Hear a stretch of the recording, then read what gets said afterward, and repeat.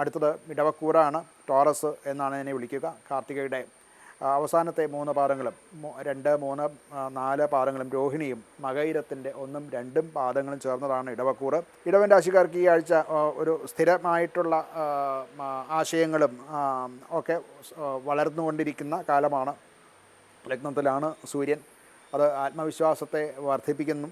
അതുപോലെ തന്നെ കുറച്ച് 7, 8 ദിവസങ്ങൾ കുറച്ച് മോശമായി എന്ന് പറയേണ്ടതായിട്ട് വരും. എന്നാൽ 9, 10 ദിവസങ്ങളിൽ ബുധൻ 2ാം ഭാവത്തിൽ ശക്തമാണ്. ധനപരമായിട്ടുള്ള കാര്യങ്ങൾക്കൊക്കെ തീരുമാനമെടുക്കാൻ നല്ലതാണ്. അതുകൊണ്ട് പിന്നീട് അത് പ്രയോജനം ഉണ്ടാക്കുന്നതായിട്ട് കാണാം.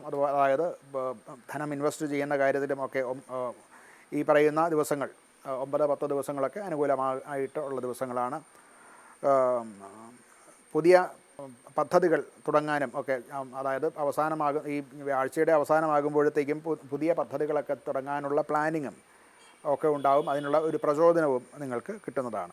പ്ലാനിങ്ങും ഫിനാൻഷ്യൽ ഗ്രോത്തും ഒക്കെ ജോലിയിൽ കാണാം. അത് മുന്നേറിക്കൊണ്ടിരിക്കും. അതുകൊണ്ട് ഉത്കർഷം തന്നെ ആണ് ഉണ്ടാകാൻ സാധ്യത. മറ്റ് നെഗറ്റീവായിട്ട് പറയത്തക്ക വിധത്തിൽ ഒന്നും തന്നെ ഇല്ല. വരുമാനത്തിലാണെങ്കിലും ധനപരമായിട്ടുള്ള വർധന തന്നെയാണ് ഉണ്ടാവുക. മറ്റ് ദോഷങ്ങളോ കഷ്ടനഷ്ടങ്ങളോ ഒന്നും ഉണ്ടാകാൻ സാധ്യതയില്ല.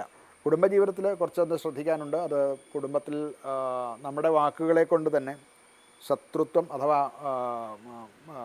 ഒരു പ്രയാസങ്ങൾ, ദുരിതങ്ങൾ, പ്രശ്നങ്ങൾ ഒക്കെ ഉണ്ടാകാനുള്ള സാധ്യതയുണ്ട്. അതുകൊണ്ട് മിതമായ വാക്കുകൾ ഉപയോഗിക്കുക.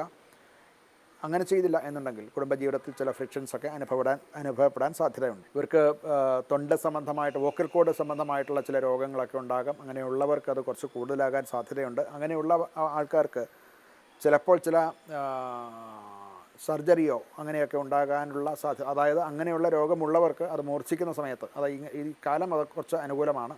അതുള്ളവർക്ക് മാത്രം അങ്ങനെയുള്ള ചില രോഗങ്ങളൊക്കെ വരാൻ സാധ്യത കാണുന്നുണ്ട്. പരിഹാരമായിട്ട് മഹാവിഷ്ണുവിനെ പൂജിക്കുക തന്നെയാണ് അത്യുത്തമം. അത് ലക്ഷ്മി സമേതനായിട്ടുള്ള മഹാലക്ഷ്മിയാണെങ്കിൽ,